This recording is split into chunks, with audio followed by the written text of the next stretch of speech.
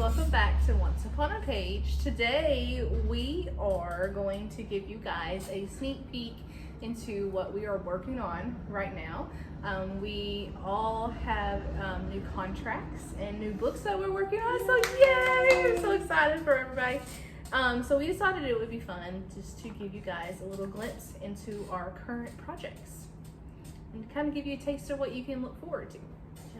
So who wants to go first? Amy? Am I going first? Sure. Okay. Alphabetically, you go first. There you go. Alphabetically, I always go first because I'm AA.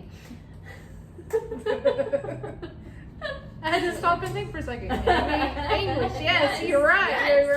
You're right. It's the reason I married him. That works. I went up in the alphabet too, so I Yeah. understand.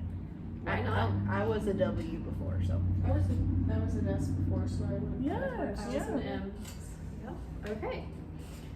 You probably didn't even want to know that. You're probably like, hurry up and get to the books, guys. So today I'm going to read just the first couple pages of my second road trip romance novel. And no, the first has not even come out yet. It comes out next June.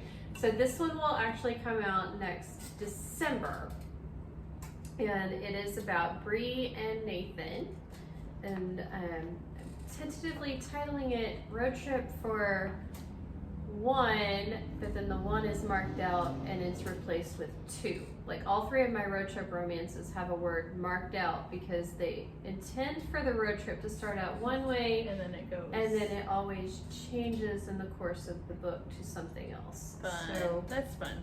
yeah, I thought that would be interesting. Okay. No. No, no, no. That voice. It sliced through Bree Henley's heart, sharper than any knife, reverberating pain she thought had finally subsided their quaking. But no. Her throat tightened and she squeezed her eyes shut, willing herself to have the strength for this encounter. She glanced up from her paperback, even though she knew who was standing there. How could she not?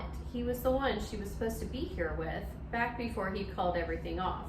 Nathan Hart, her ex-fiancé. In his plaid button-up and gray pants, he looked just as handsome as she remembered. She'd always had a thing for slightly nerdy guys, and his glasses and rumpled hair had fit the bill from the moment she spotted him across a mutual classroom their sophomore year of college. Too bad he decided he couldn't trust her. Hello to you too. And somehow, her words came out normal instead of as shaky as her insides. What are you doing here? He motioned to where she sat in the hard plastic airport seat. Traveling? She crossed her legs, hoping to appear nonchalant. You? Bree, be serious. There's no way you're here in the same airport I am without something being up. No? I suppose you're going to go all Humphrey Bogart on me and ask why, out of all the airports in all the world, I had to pick yours? Though I didn't realize you owned this one. She glanced over her shoulder at the hustle inhabiting DFW. It's nice. His jaw tightened as if he were holding back words. Please tell me we're not headed to the same place. Well, unless you tell me where you're going, I can't answer that. Although I'd say it's a fairly safe bet, all things considered. She pulled her ticket from the front pocket of her purse, using the time to swallow one last lump of emotion. This says Houston. The cruise? The cruise. She lifted a brow. Though why you chose to book a cruise, I don't understand. I thought we'd agreed to go to New York City. He glanced around and then his shoulders slumped and he slid into a seat next to her. You wanted to go to New York City. I didn't care where we went, and this was cheaper. Cheaper? A cruise around the Caribbean was cheaper than a week in New York City? She shook her head. And you call me the travel guru. He tensed, and she realized she'd just opened the old wounds again. The ones that cut him much deeper than she'd expected. Enough for him to decide he didn't trust her enough to go through with their wedding. The wedding that was supposed to have happened the day before. She ran a thumbnail around the left-hand finger that still missed the ring that had lived there for over a year. He wasn't the only one with unhealed wounds. Very nice. Very nice. So, they're going on a honeymoon together even though they're not actually married. You got the tension good. Yeah. Attention. Yes, Yeah. The snide comments. The I snide love comments, the it. hurt, The the pain, snarkiness. I the love it. snarkiness. Yes, I'm good at snarking. I love snarky characters. I just have to say it. I do. It's a good job. Now, who's going next? What you got? Want What me you to got? go? Okay. I can go. This is the beginning of Beyond the Gates, which is my new series coming out. The first book comes out next May. Yay! So I'm very excited. Okay. And it is a dystopian. Did I say that? I don't know if I said that. Okay. A shudder swept down Rena's spine as her toes dug into the slimy earth. Cold mud mixed with brittle leaves not only made her sink into the ground, but echoed her steps throughout the dense forest. 1 foot after the other she ran, branches slapped across her chest as she clumsily sprinted to the safety of the monitors. Debris littering the floor sent sharp stabs and stings along the bottom of her heels. What a stupid, impulsive decision. If she squinted, she could barely make out the top of the monitor's roof in the horizon, an old rectangular concrete building that had seen better days. Rena just had to push a little more, and she would be safely within the perimeter of the gates. Once inside, she could get back to announcing today's life rules to the outpost, just like every other day since she turned 14. A fluttering of wings to her right drew Rena's eyes from the monitor's building in front of her. Brown and white spotted fur flew beside her and landed in a nearby birch tree. Rena tried to slow her speed, but her toes tangled up in the wet grass and vines. Her knee protested against the restraint, knocking her off balance and sending her into a heap on the mucky ground. Rocks pricked her palms as she slapped them down in an effort to break her fall, and she quickly used the momentum to roll onto her back and avoid hitting her face. She steadied her breathing and then opened her eyes. Blue sky filled her vision. She could see, and there wasn't a cloud in sight. She let out a high-pitched giggle and then clamped a hand over her mouth. Mud smacked her in the face, and she tried her best to wipe it off, but it smeared across her lips instead. The owl hooted and flew over her in the opposite direction it had been heading. It was comforting to know that she was not seeing things after all. The outpost relied on her perfect vision, and she was never wrong. No one at the outpost was going to believe she saw an owl in the forest. Of course, she could never admit she'd been in the forest and not within sight of the gates. Rena's pulse skyrocketed the gates. She scrambled to her feet and broke out into a run, ignoring the searing pain in her side. She wasn't a runner, but in her defense, there wasn't ever a need for Rena to be outside the boundaries of the outpost. The gray building came closer into view, and as it did, the forest began to thin. She didn't know how she was going to explain her muddy appearance, but she would worry about that once she was securely behind the screens reading today's rules. She was about to break out into the clearing surrounding the gates when something struck her from the side, knocking her flat on her stomach, forcing the breath from her lungs. For a few terrified moments, Rena thought she would die, but just as suddenly, as the breath left, her lungs refilled and she desperately inhaled, not even caring that she could taste bits of dirt and grass in her mouth. Calloused hands grabbed her arms, pulling her backward. She tried to turn to see who was behind her, but all she got was snippets of clothing. She couldn't look at the face. "Let me go," Rena wiggled and squirmed, doing her best to strike her attacker. He finally let go, but a curse filled the air as his hands moved to block her kicks. "Be still," the voice huffed. "I'm trying to help you." Help her? He had a strange way of helping. She struck again, this time connecting with his body. It was just the moment she needed to turn over. I like it. Thank you. I feel like you need to wash your mouth out now because of all the mud Yes. and dirt. Yes.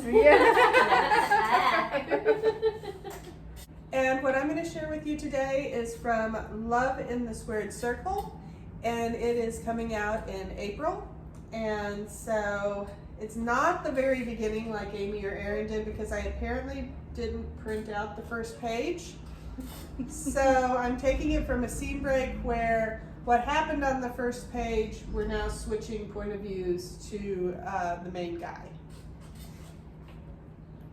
If the voice asking after Maverick's whereabouts had been whiny or demanding, it would have faded into obscurity along with the other whiny and demanding voices Blaine Sterling heard all day at these meet and greet events. But it wasn't either, and for that reason alone, it snagged his attention. Turning from the table where he waited for his photo op times with the fans to begin, he glanced in the direction from which the plaintive voice originated. Blaine raised one eyebrow and found the little boy who owned that sad voice. The child had addressed his mother, but he hadn't expected the woman and son to be alone. Fathers and sons were a staple at events like this. Rare occasions brought the moms with them. Sure, there were plenty of female fans, but generally even they didn't attend on their own. And it didn't take one hand to count the number of times he had seen a mother and son combo coming to enjoy the show. The woman's petite shoulders lifted in a sigh. Her voice was tight with emotion as she apologized to her son. The little boy's shoulders straightened and the back of his hand swiped moisture from his cheek. Even as he raised one shoulder in a nonchalant shrug, his lip quivered. It's okay, Mom. We still get to watch him wrestle tomorrow night. Don't be sad. Blaine felt the wind knocked out of him as surely as if he had been punched in the gut. What little boy put his disappointment aside to console his parent? What prompted his understanding of such complex emotions that he even understood the need? Without thinking it through, Blaine moved to stand behind the parent. Whether it was the wide eyes that stared up at him or the not-so-subtle way the boy edged closer to his mother, the woman was alerted to his presence and turned her head to look over her shoulder. He knew the moment she saw him because she stood, turned to face him, and pulled her son closer to her side in one graceful move.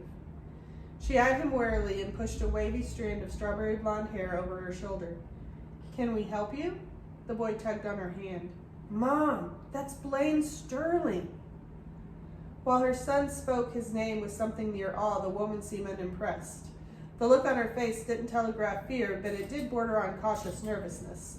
He had seen it a million times before when meeting people in person. From his hair to his height, everything about him was carefully planned to make him intimidating in the ring, but it often translated to life outside the ring, too. Blaine stuck out his hand with what he hoped was a reassuring grin. The woman paused before offering her delicate hand for a brief shake. If he focused on her son, maybe she would see there was nothing to be concerned about. He looked down at the boy and grinned. "So you know who I am, do ya?" His blonde head bobbed. "You're the champ. My dad and I watched you win on TV, but I'm going to see Maverick wrestle tomorrow. It's not going to be on TV." "And is your dad going to watch the match with you tomorrow? That sounds exciting." The woman's posture stiffened as she slid an arm around her son's shoulders. Blaine wasn't sure if the motion was meant as support or a shield. A sick feeling twisted his stomach into knots as the boy's eyes filled with tears that didn't fall. The quivering lip returned as he spoke. "My dad's in heaven."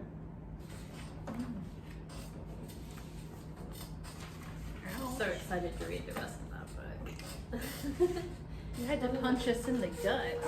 Yeah. One of the best parts about being friends with other authors is that we get sneak peeks of each other's books.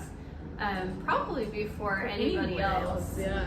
And so we just wanted to share a little bit of that with you guys today. And our stories will probably change drastically Yes. from what we've read today Yes. to what's actually in the books, because they go through our own personal editing process. These are rough drafts. They haven't been edited. They haven't been changed at all yet.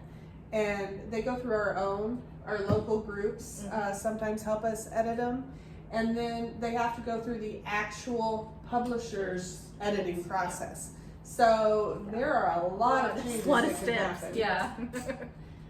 So you've got a sneak peek of what we think our story should sound like. And so next year, you'll actually get to see what these stories look like when they come out, when they release. So in April and May, and then mine was will be that December 2022.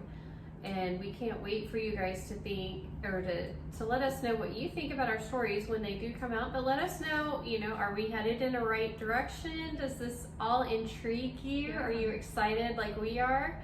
And feel free to like our video, subscribe to our channel so you don't miss any of them, and share the love. Let other people know if you think that these sound like good stories and they might be interested too. Feel free to share the link with them too. Yep. And we'll see you next time. Bye. Bye.